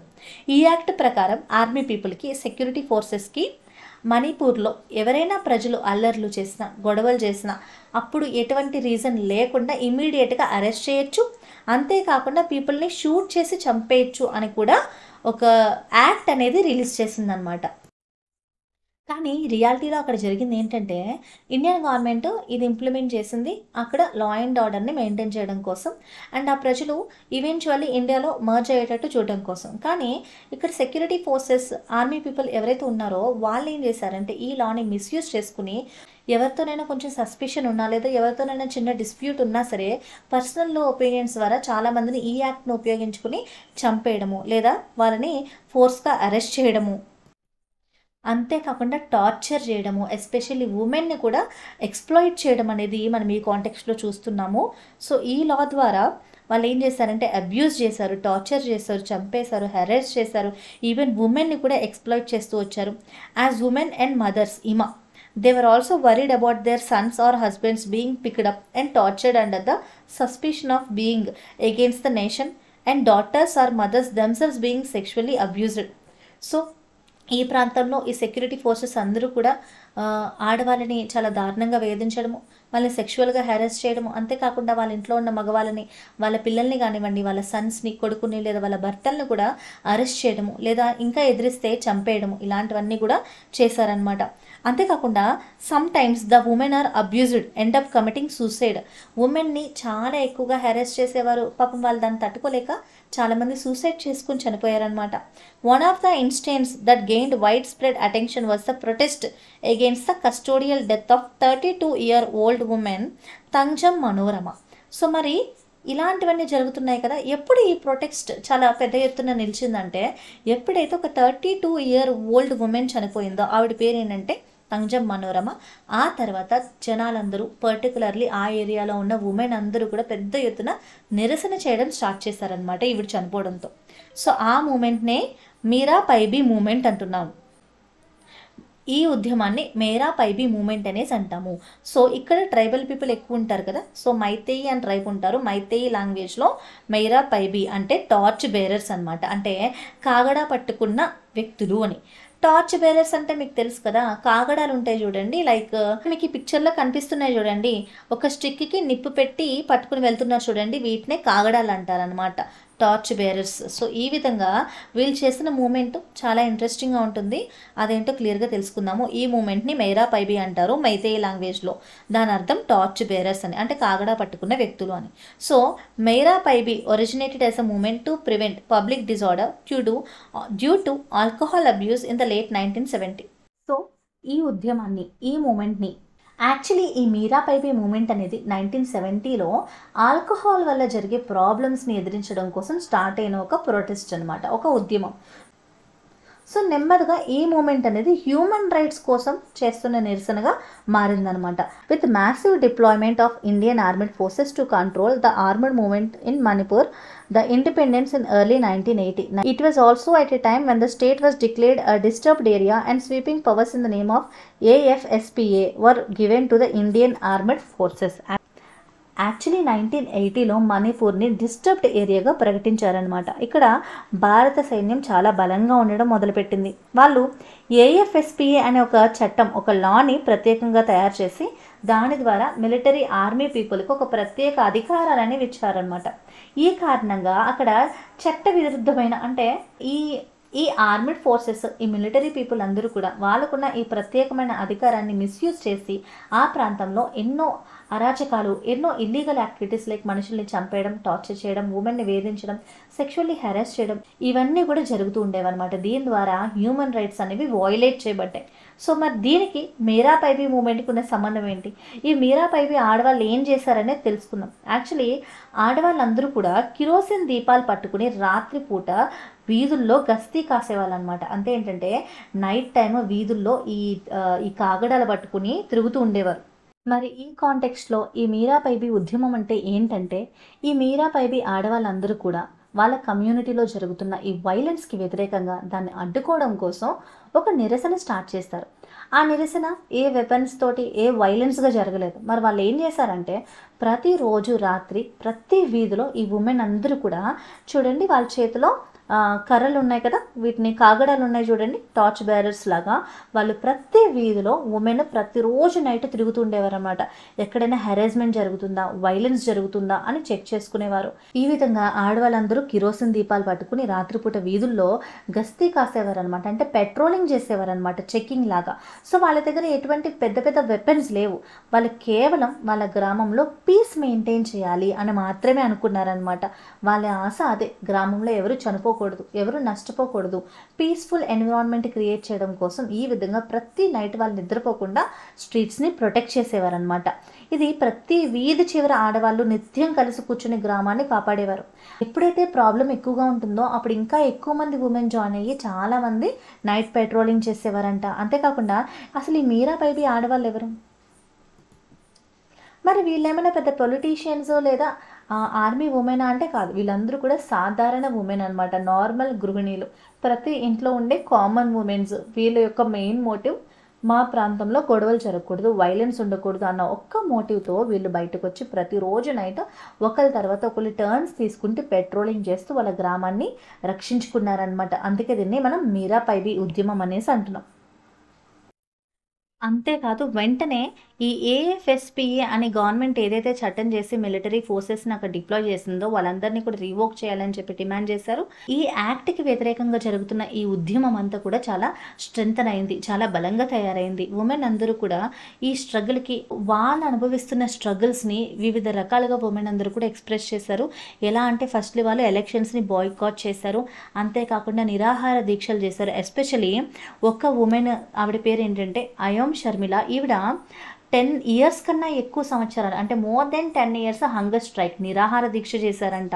And was under house arrest.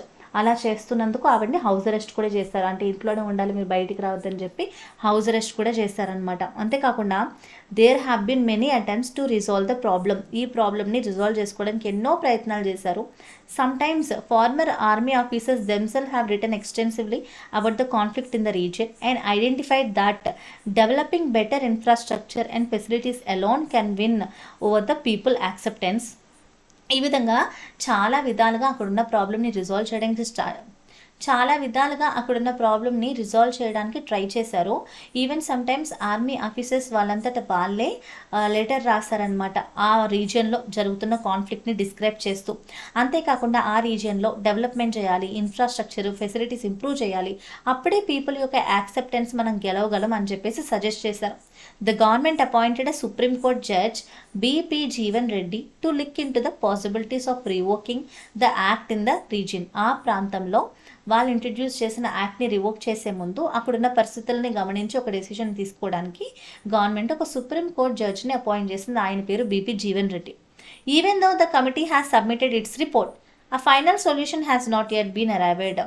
ఒక రిపోర్ట్ని సబ్మిట్ చేశారు, అయినా కూడా అక్కడ ఒక ఫైనల్ సొల్యూషన్ అనేది రాలేదు. ఇప్పటికీ మనం మణిపూర్లో ఈ ట్రైబల్ పీపుల్స్ మధ్య జరిగే గొడవల్ని చూస్తూనే ఉంటాం అనమాట.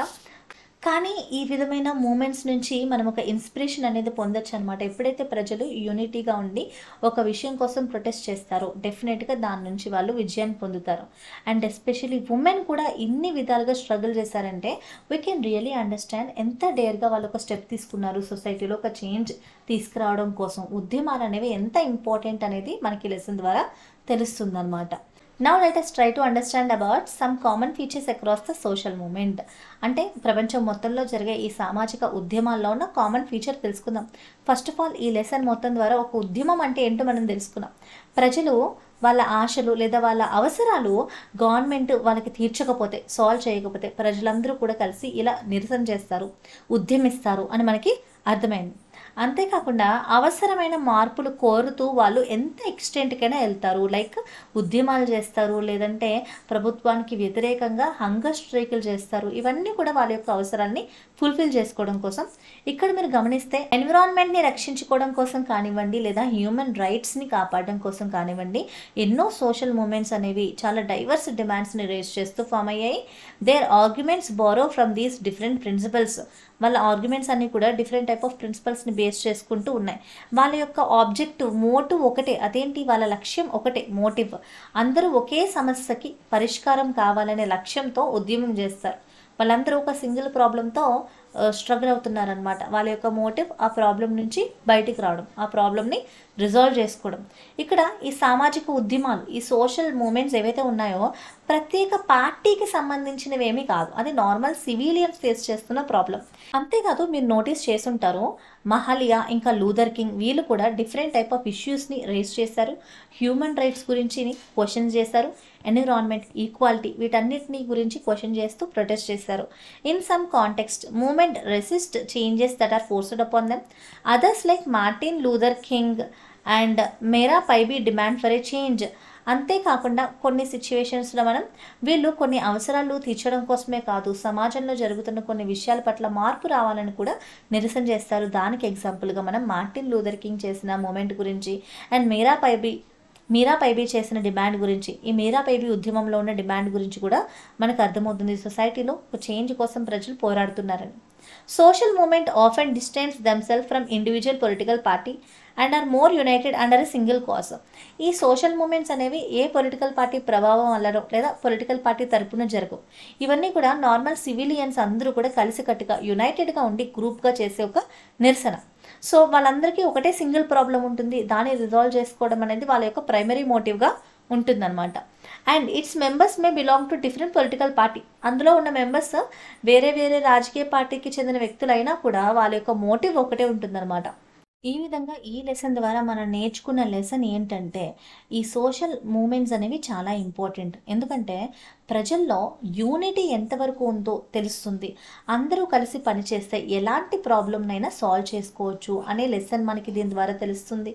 అంతేకాకుండా జస్టిస్ కోసం, హ్యూమన్ రైట్స్, సివిల్ రైట్స్ కోసం మనం చేసే పోరాటాలు శాంతియుతంగా అంటే పీస్ఫుల్గా, నాన్ వైలెన్స్గా జరిగితే డెఫినెట్లీ ప్రాపర్ రిజల్ట్ని మనం అందుకుంటాము.